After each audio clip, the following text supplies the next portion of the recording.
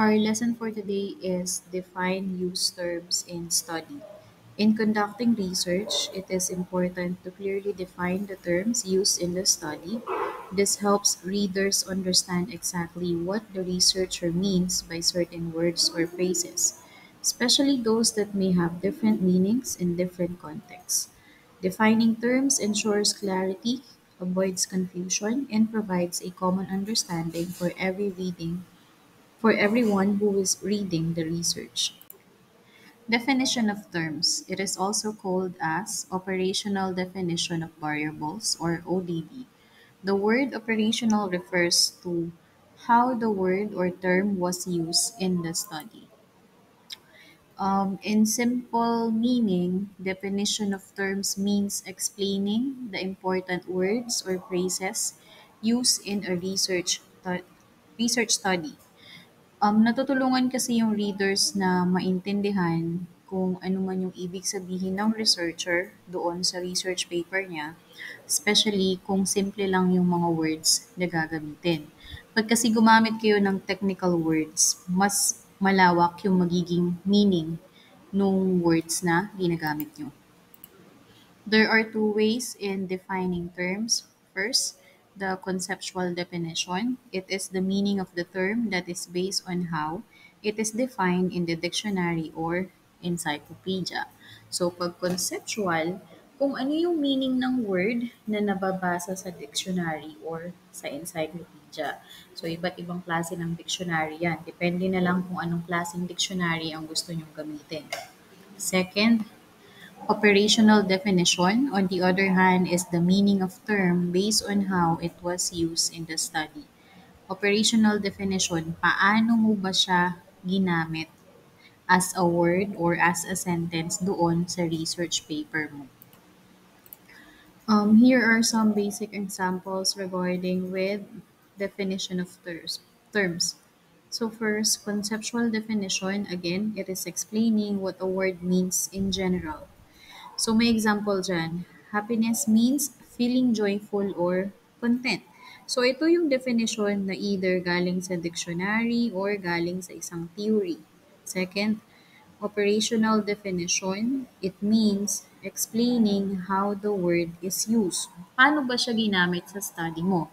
So example, in this study, happiness means the score of a person gets on a happiness survey. So in short, masaya siya dun sa score na nakuha niya regarding dun sa survey na naipasa niya. So again, magkaiba sila ha. Conceptual, galing ang meaning sa dictionary or theory. Operational, galing ang meaning sa kung paano mo ginamit sa sentence yung pinaka-word. Here are some guidelines on how to write the definition of terms. So, paano kayo magsusulat ng definition of terms? Una, write a brief introductory statement. Pag sinabi mong introductory statement, short opening sentence siya na mag-i-introduce kung tungkol saan ba yung topic mo or magbibigay ka ng quick idea sa mga readers mo kung ano ba yung mababasa nila. Second, list or write the words or terms that would be included. So, ito yung mga words na gusto mong bigyan ng meaning. Pwedeng basic words sila o kaya first time nilang mababasa or madidinig sa research mo. Third, the terms should be arranged alphabetically. So again, magi-start ka sa A, magi-end ka sa Z. 4. Indention should be applied to each item. Pag sinabi mong indention, ang meaning ng indention, magli-leave ka ng small space at the beginning of a paragraph. So, parang halimbawa kapag gumagamit ka ng laptop, usually ang pinipress mo tab key para mag-leave ng space. So, bago ka mag-start ng paragraph, magli-leave ka na ng space. Next is, the term should be followed by a period. Always naman, kapag halimbawa nagbigay kayo ng sentence or nagbigay kayo ng meaning tungkol dun sa word or dun sa term, dapat at the end of that meaning may period. 6. It can be underlined or not. 7. It can be bold and italic or not. 8. It does not have to be too lengthy. It should be direct to the point. Wala nang paligoy-ligoy. Isulat nyo na kung ano ba talagang ibig sabihin niya. 9. Acronyms or initials should be defined clearly. Complete name should be written first, followed by the acronym or initials in open close parentheses, then the definition and meaning. 10. Do not overflow with technical terms, only those relevant and significant to the study. Again, tulad nung sabi kanina, kailangan kung paano siya mas maintindihan, ganun mo siya isulat. Huwag mo siyang gawing complicated. 11. Keep the definition brief and basic. You will elaborate on it more in the body of your paper. So, simple definition lang. Again, huwag nyo siyang gawing complicated. Here are some examples regarding with definition of terms used in research study. First is the word that we're going to use is bullying. Paano ba siya nire-write in conceptual definition? So, bullying is unwanted, aggressive behavior among school-age children that involves a real or perceived power imbalance. So, kung mababasa ninyo, dinefine siya galing sa isang dictionary or regarding sa isang theory. Nakasulat siya sa libro. Second naman, bullying in operational definition. So again, kapag operational definition, kung paano mo siya dinescribe sa study mo. In this study, bullying refers to the number of times a student reports being teased, hit, or excluded by classmates in a survey. So malaki yung pagkakaiba nila. So dito sa operational, binanggit mo kung paano ba in-explain ng estudyante kung ano ba yung bullying. Habang doon naman sa una, kung paano ba siya nasulat sa dictionary or kung paano siya naging theory. Another example for conceptual definition and operational definition, the word is social media use. Pag conceptual definition, social media use means the act of using online platforms to connect and communicate with others. So the meaning comes from the dictionary. Habang operational definition, in this study, social media use is measured by the number of hours spent on Facebook, Instagram, and TikTok per day. Always remember, pag operational definition, meron siyang word na in this study. Kasi kung paano ba siya dinefine dun sa study or research na ginamit mo. Our next topic is about learning from others and reviewing the literature. Ito yung dahilan kung bakit ba kayo naggagawa ng citations, kung bakit ba kayo nagse-select ng literature, tapos nagsisynthesize ng literature. Kasi kasama yan sa research subject ninyo. Kailangan yung mag-review ng related literature tungkol doon sa inyong study or research paper. Okay, so let's discuss review of related literature. Review of related literature is a compilation of studies related to a specific area of research, according to Prankel and Wallen in 2020. It evaluates, classifies, and summarizes all the relevant previous studies conducted on a specific topic. It is also designed to justify your research by exposing the gaps of the previous studies.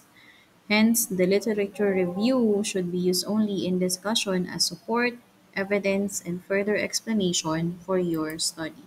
So, pasimplehin natin. A review of related literature is a part of your research study where the researcher talks about past studies or information related to the topic. Kapag kasi gumawa kayo ng research paper or ng research study, possibility niyan, meron nang nakapag-research nun dati. So, meron kayong makukuhang related literature. It helps show what is already known, what others have found, and how the current study connects to or different from them. So, pag gumamit kayo nitong related literature or pag nag-review kayo ng same topic na meron kayo sa past research studies or research paper, Malalaman niyo kasi kung ano ba yung naging result ng research nila. Tapos kung paano mo mako-connect yung past research dun sa gagawin mo or kung may difference ba siya even though same topic kayo ng napiling gawin for research study. Next on our topic is review of related literature. So what is the purpose of literature review? First, to discover the connection of your research to the existing body of knowledge and to real-life situation. Baka meron ka pang malaman tungkol sa research mo na hindi pa nalalaman ng iba, tapos pwede mo siyang i-connect sa kung anong nangyayari ngayon. Second, to identify more theories or concepts as the foundation of your research study and to learn from them. Third, to determine the relationship of your research with previous research studies to prevent duplication and to acknowledge other researchers. Yung iba kasi gumagawa yan ng research study para halimbawa dugtungan kung ano man yung nauna na research study. Tapos, ipakilala kung sino man yung unang gumawa ng research na yon. Kung ano yung naging connection, bakit ba niya siya ginawa. 4. To acquire knowledge on the accuracy and significance of your research question. So, kaya ka nga may tanong tungkol sa research na to kasi gusto mong malaman kung ano yung sagot. 5. To acquaint yourself with the technical terminologies relevant to your study. Baka kasi meron ka pang hindi alam tungkol sa study na yun. So, mag-a-add siya ng knowledge sa'yo. 6. To determine possible gaps, conflicts, and open questions left from other research which might help you in formulating and justifying your research idea. 7. To clarify misconception on previous research and to help refocus, polish, and contribute to the development of the body of knowledge. So all in all, a literature review helps the researcher understand kung ano ba yung napag-aralan na tungkol sa topic. Its purpose is to support the research, find gaps, avoid repetition, and show how the current study connects to past studies. It gives background and strengthens the research work. Okay, so since alam na natin kung ano ba yung purpose, ba't natin kailangan mag-review nitong related literature tungkol sa research study natin, saan ba natin sila pwedeng makita? So una, pwede sila sa books, since yung mga researchers na yan, meron talaga silang mga books na pinapublish tungkol sa certain study or topic na meron sila. Scholarly journal. So ito yung mga journal ng mga researchers na pinagsulatan nila kung ano ba yung mga nangyari nung ginagawa nila yung study. Government documents. Yung iba kasing study, pina-publish siya. So, yung iba nire-recognize siya ng government agencies. And then, meron din tayong periodicals. Kagaya nito, kung mapapansin nyo, para siyang magazine or para siyang dedicated na reading paper para dun sa topic ng research. Policy report and presented papers. Meron tayong tinatawag na policy research. So, researcher din naman ang nagsulat nun. So, lahat ng nilalaman nun ay tungkol sa kung anong nangyari sa study nila. And then, lastly is dissertation. Pag sinabi mong dissertation, ito ay mahaba at detalyadong research paper written by a student.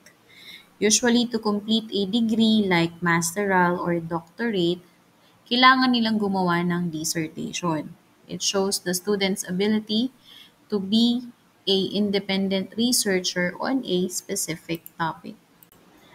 That's the end of our lesson on defining terms used in a study and reviewing related literature. Always remember, clearly defining your terms and understanding past research helps make your study clearer, stronger, and more meaningful. Stay curious and ready to explore more on our next lesson.